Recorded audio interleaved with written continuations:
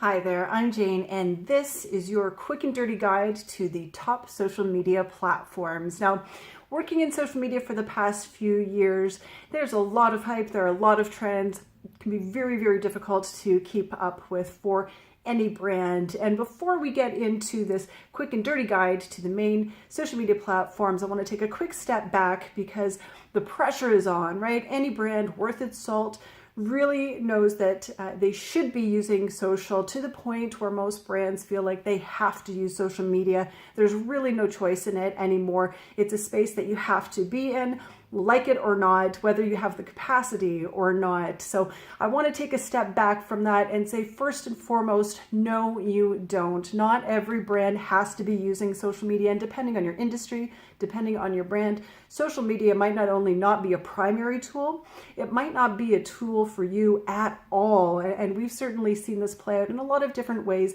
depending on the brand, depending on the industry. So it's important that you, again, first and foremost, take a step back and really question this whole social media thing to begin with. Now, that might sound surprising coming from someone who works in social media, who has built a business in social media, who is teaching social media as well. But it is also absolutely true that you have to do and use the tools that are most effective for you, as opposed to feeling forced into something that isn't necessarily going to be effective for your brand. Now, secondly, the next thing that you have to consider is not only is social media something that we should be using, but which spaces are for us, because not every platform is going to suit every brand. And what we've seen with the advent of social media and people getting very excited and brands wanting to stay relevant, as well as be able to capitalize on and leverage the opportunities and the trends that are happening, is that there are a lot of brands who have jumped onto platforms before they really understand or know whether or not those spaces are going to be effective for them.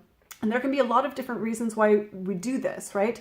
Sometimes it's trendy. Sometimes, again, we feel forced into it. Like, this is the platform everybody's on, so therefore this is the platform that we have to be using.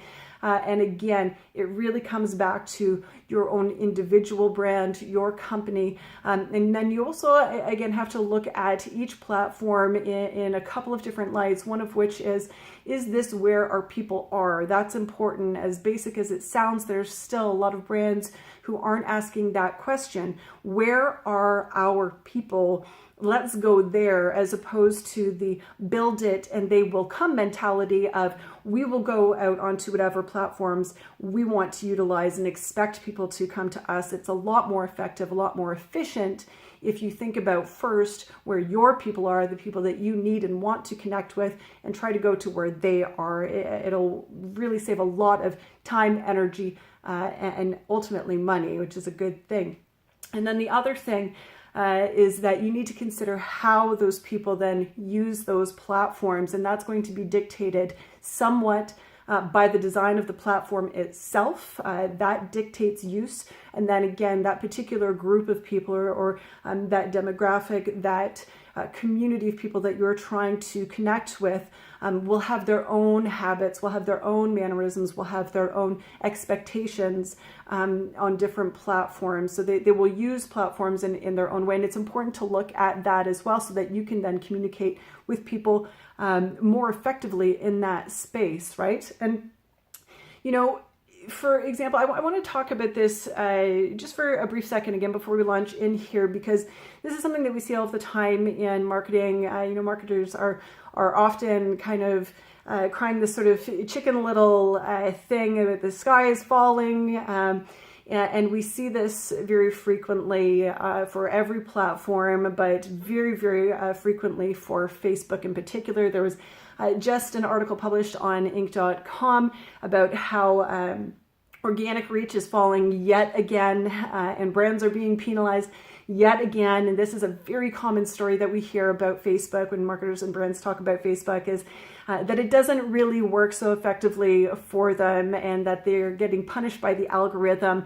Another thing that we hear about Facebook in particular, this is really common, is that the younger people, those much sought after millennials, they're not on Facebook anymore. It's not cool, right? It's where their parents are hanging out. It's where their grandparents are hanging out. So, they don't want to be there. So if this is a group of people, if this is a community of people that we're trying to connect with, Facebook is not going to be the way to do it because young people are leaving Facebook in droves. So marketers would have you believe. But if you do a little bit of digging, is this hype true? Is our deductive marketing logic holding up? Is it serving the greater good? Well, I would say not necessarily. While younger demographics may be regularly using things like Snapchat or Instagram in larger numbers than their older counterparts, it doesn't mean that they're vanishing off of Facebook. And actually, if you do a little bit of digging, you can find that, not only are millennials still on Facebook in larger numbers than on other platforms, but they're still spending more time on Facebook than they are, say, on Snapchat. So whenever you hear hype, whenever you hear these trending things, I think it's really important to slow down and question it, to, add a grain of salt, because ultimately as marketers, it means we have to look beyond the trends. Trends are important, of course, absolutely, but we have to look beyond that. We have to wade through the hype. We have to make keen observations that are relevant, to the people we're trying to connect with and their habits, as well as about our brands as well, because you can follow these trends and you can throw a lot at the wall and jump onto these different platforms, or jump off the bandwagon and end up getting results that make you believe that social media is the thing that's not working for you, when in fact it was the strategy that was lacking. Beyond being keenly aware of our audience, obviously, which is always at the core, you have to try harder. You really do. And dig in deeper where you are, of course, knowing that that's the right place to be to begin with. It doesn't matter if you're digging deeper into a platform that you shouldn't be on in the first place, but when you know that this is where you should be, dig in deep, build better ongoing content, of course, be more proactive and engaged with people on your platforms, and have a robust ad budget too, or at a bare minimum, set aside a modest budget so that you can test advertising as well. It will go a long way, and social media advertising is so cheap compared to other ad dollars. So and of course, at the heart of everything, you need to be doing something cool. That kind of goes without saying, but if you're not doing something cool and expecting to to have social media come in and rescue you from that, it simply is not going to happen. So having all of that, getting all of that out of the way, let's dive right in. Again, this is quick and dirty. It is not exhaustive, but I want to run through the top platforms with you and have you ask questions of yourself and your brand, the team that you're working with, whether or not you should really be there. So Facebook, obviously we have to start with Facebook. Facebook continues to completely dominate as the most popular social media platform. It's the big one, right? And about 80% of internet users are on Facebook. That is massive. I mean, no other platform even comes close to that. The largest group is between 18 and 29, which tends to be pretty true across a lot of platforms. And then the second largest is between 30 to 49. It's a little bit more dominated by women, although very, very marginally. So that doesn't tell us a whole lot. But, if we look at it on the face of it, are the people that we want to connect with on Facebook? Well, yeah, probably, because most people are at this point in time, right? So it stands to reason that the people that you want to connect with are probably going to be there. But there's a big, big catch for me that I want to focus on in terms of Facebook. And again, Facebook consistently gets mixed reviews from marketers and people really promoting anything. We've got this kind of love-hate relationship within. We're constantly griping about the algorithm changes and how we're getting penalized by that. But the reality at the end of the day is that Facebook was built for people, not for brands. Yes, Facebook absolutely works hard to monetize. It works hard to try to make this profitable for people, for it to work for brands. But again, ultimately, it was built on this concept of people connecting with people. So if Facebook is a space that you are in, most of us are as brands, and your people are in it, then you need to really, at just a basic level, understand the concept of affinity, which really in so many ways rules supreme on Facebook. So I tend to think of what I call an affinity hierarchy, which on Facebook would sort of assume a priority sequence of immediate family, extended family, close friends, random friends, acquaintances, and then really very much at the bottom of that totem pole is brand pages. Because Facebook assumes that we're automatically going to have a greater affinity for people who are closer to us, right? But the good news about affinity, if you look at that assumption, you would think, geez, yeah, brand pages really have a hard slog ahead of them on Facebook. But I will tell you that while the person that you would assume in this hierarchy in my life that I would have the closest affinity for on Facebook is my mother, I tend to see more content from the New York Times. And I see more content from the New York Times because I express a greater affinity for content that the New York Times posts. So for brands, it's very much about this concept of creating affinity through the content that you're posting. And to me, that there's a mixed blessing in that, but it absolutely means that as brands, again, we need to really think about how we're building affinity with our online audience on Facebook. And so ask yourself, when it comes to being on Facebook, is what we're doing, is our content something that people would express a strong affinity for?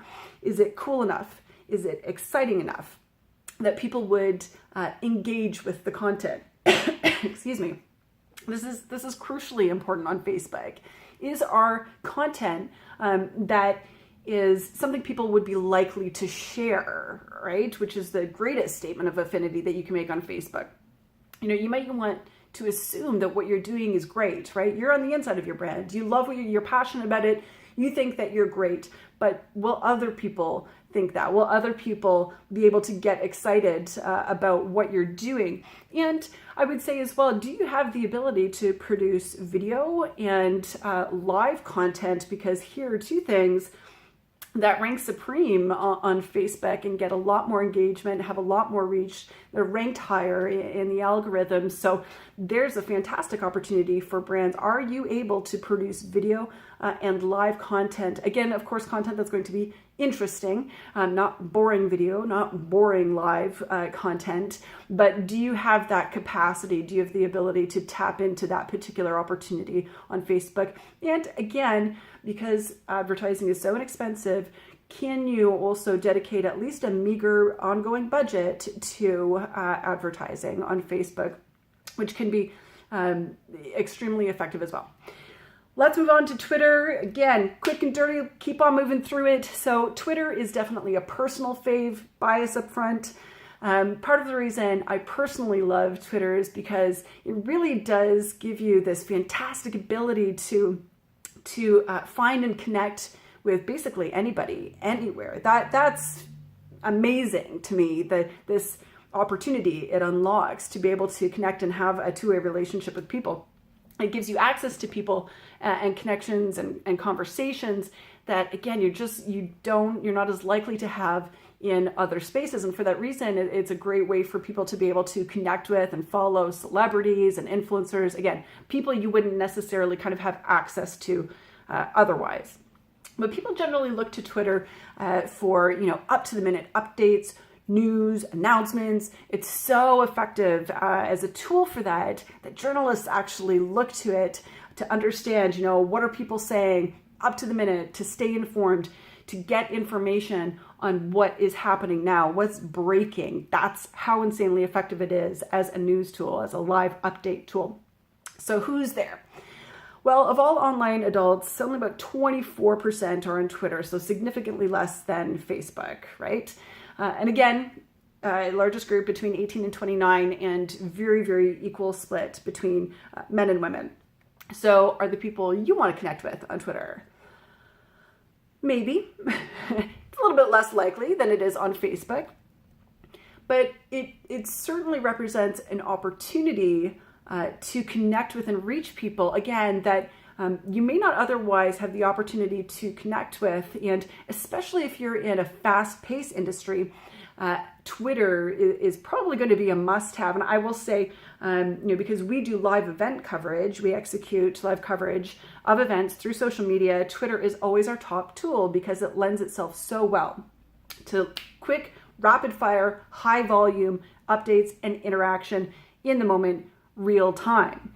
So one of the biggest challenges on the other side of that, and I would actually say is an advantage, you can always flip that on its head, but is that Twitter does really force you to be concise. Obviously, you have a character limit, and some people are going to find that really challenging. Some brands are going to find that really challenging to be able to distill everything down into these very concise messages.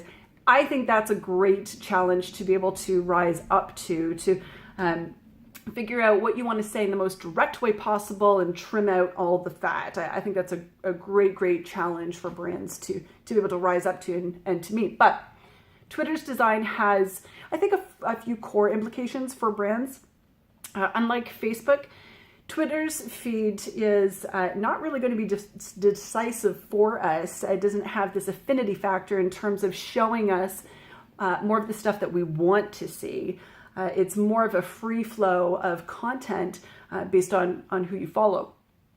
Because the feed also moves very quickly, that means a couple of things for brands. It means that you have a lot more leeway in sharing much more frequently on Twitter and not annoying people than you would on other platforms. It also means that you can kind of get lost in the sea of things, in the noise of this busy and fast feed. Now, one of the things that helps with that is trending topics on Twitter, which helps to put you into a larger conversation. Again, reach people you wouldn't reach otherwise, and be part of a larger pool of people. So ask yourself about Twitter. Does the nature of Twitter open up new and important opportunities for you to connect with people that you might not be able to connect with otherwise? Are you in a business? Are you a brand that can provide real-time updates and real-time responses too? That's important because that's an expectation on Twitter, is that if people are engaging with you, you're going to respond. And everything is so quick on Twitter, the expectation is that you're going to be able to respond real-time. Do you have the capacity to be able to do that? Are you in an industry that aligns well with the trending topics on Twitter? And are there larger conversations that you should really be a part of that are happening in that space? Just a few of the core questions to ask about being present on Twitter, having your brand on Twitter. Let's move on to Instagram. Instagram has been called the most egotistical of networks, and I would have to agree with that. We often use it to showcase as well as see how great life is. Instagram represents an often very staged and polished kind of view of things. I would say it's probably the most glamorous of social media platforms. It's typically more heavily used by women. I think we kind of see that changing more and more. It's also more popular among teens and people in their early 20s. So again, if you're seeking that kind of millennial audience or a younger demographic, then Instagram is probably a platform that you're really looking at or are going to have to look at being present on to be connected to that audience, because it tends to be one of their more heavily used channels, sometimes the most heavily used channel for them. But I'm going to reiterate that doesn't mean there aren't other pockets of people that you can find. Looking at those general demographics for any platform doesn't help you to understand intimately the demographics that you can also find that don't fit into that sort of standard assumption that we make. There are pockets of people everywhere, so it means taking a closer look at each one of those platforms. So I think it's important to know too that Facebook owns Instagram, which you probably already know, but it means that Instagram tends to be functioning a little more like Facebook, and Facebook is introducing Instagram-like features.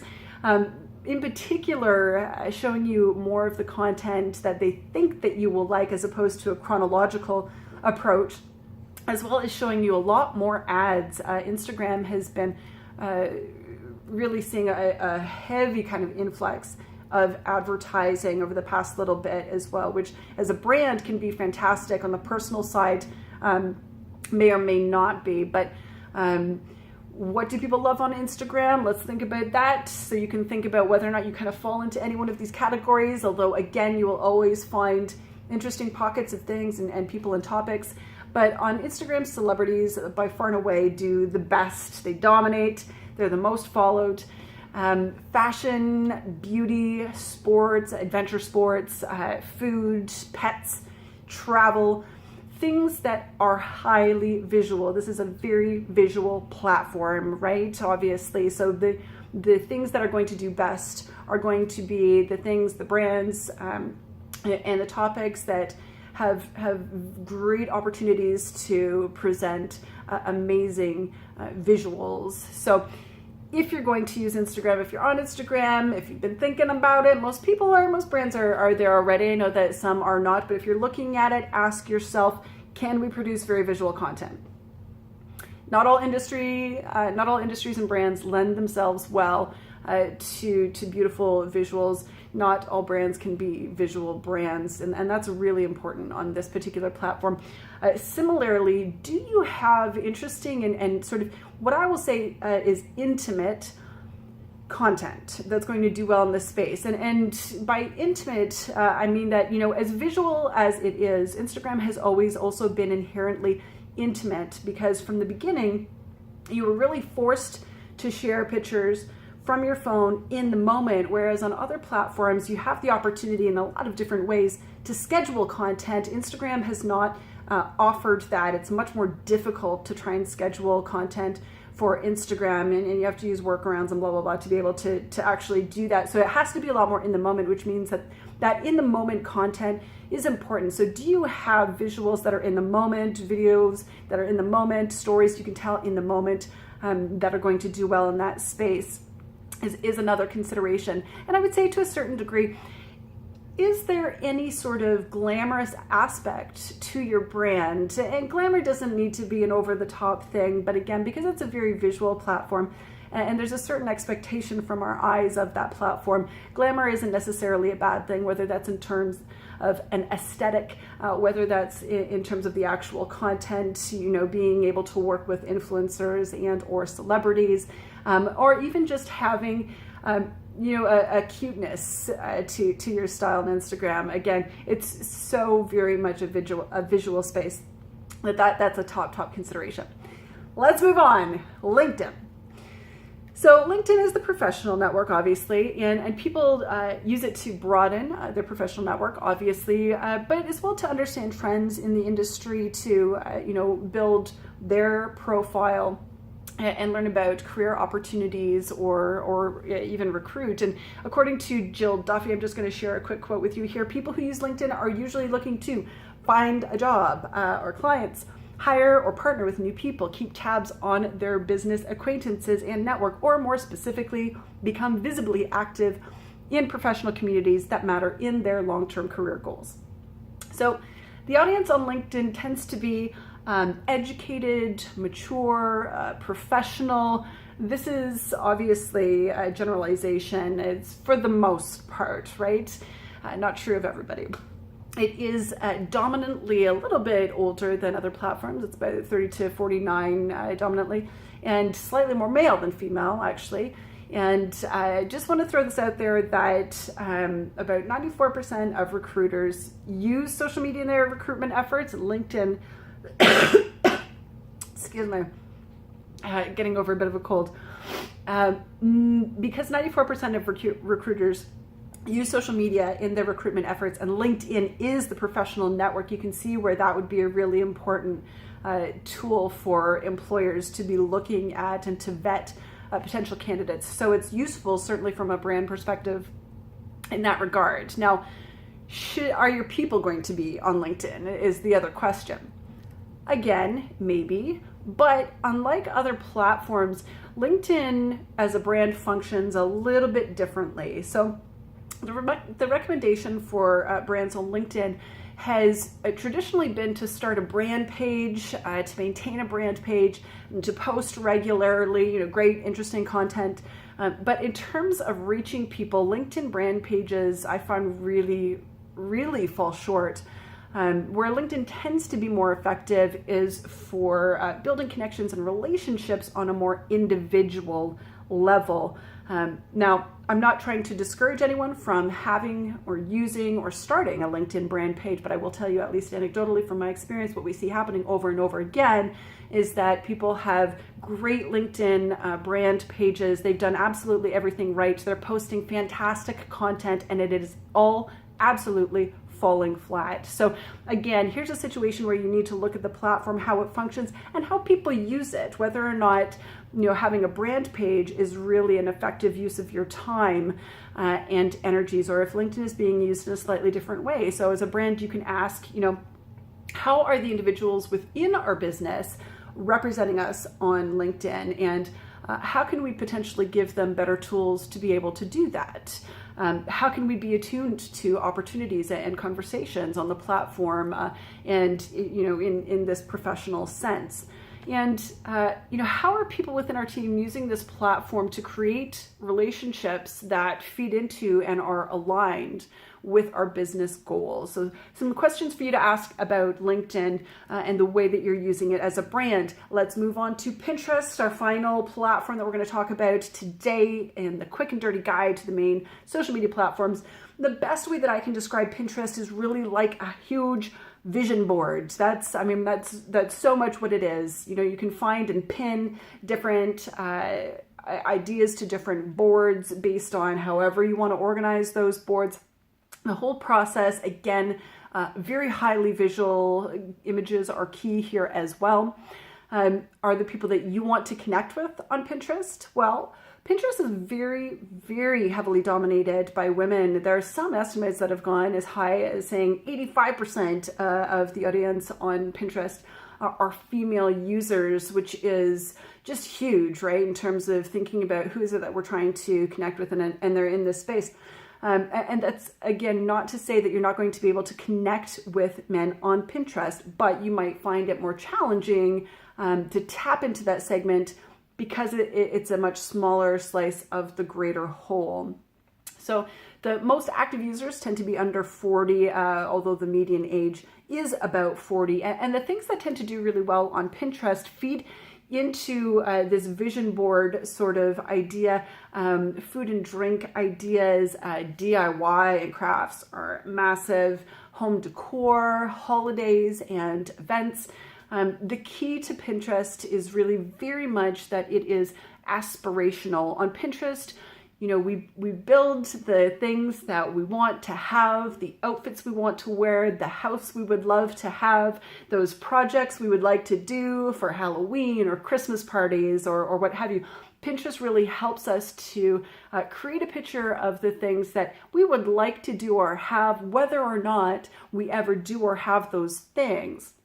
However, unlike other networks, Pinterest is a place where people want to follow brands if those brands can actually provide them with the life they want to build, right? So, and I will also say that unlike some the other platforms and other reasons that people tend to follow brands, on Pinterest they don't follow for deals and discounts. Or even for customer service. It's, again, very much trying to get resources that feed into these dream lives, these aspirations that we have for ourselves. So if you're going to be on Pinterest, if you're going to use Pinterest, some things that you should be asking: is the service or the products that we provide something that we can create content around that feeds into people's aspirations, that will fit into their dream home or their dream lives? Do we fall within some of the more popular categories on Pinterest and things that people are frequently searching for when they go to that space? Absolutely important to be asking. And again, do we have visual content, especially visual content that can stand out on a highly visual platform? And again, not all brands are visual brands. And so it's important to be realistic about what you can provide and what you can't. So This isn't every platform by any means. The points here are not exhaustive. As I've said, it's your quick and dirty guide to the main social media platforms, so you can ask questions that will lead to more effective online efforts. If you like this or found it helpful at all, please feel free to share it, and I would love for you to tell me your own social media tips in the comments below.